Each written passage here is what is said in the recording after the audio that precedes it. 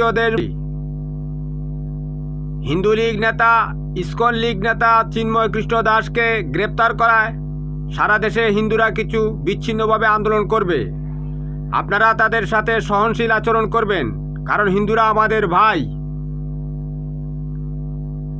আমরা সারা পৃথিবীতে নির্যাতিত। শেখ হাসিনা হেফাজত হত্যা করেছে, 2013 সালে বিএনপি জামাতের মুসলমানদেরকে হত্যা করেছে, 2018 সালে বিএনপি জামাতের মুসলমানদেরকে হত্যা করেছে, 2024 সালে মুসলমানদেরকে হত্যা করেছে।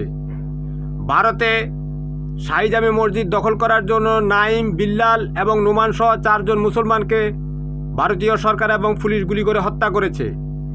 ইসরায়েলিরা ফিলিস্তিনে মুসলমানদেরকে নির্বিচারে গুলি করে হত্যা করে। কিন্তু আমাদের তো হাত পা বাঁধা, মুসলমানরা কাউকে হত্যা করলে সে জাহান্নামে যাবে। আমরা আমাদের মানবতার ধর্ম দিয়ে, সভ্যতা দিয়ে পৃথিবীকে জয় করে যাব ইনশাআল্লাহ।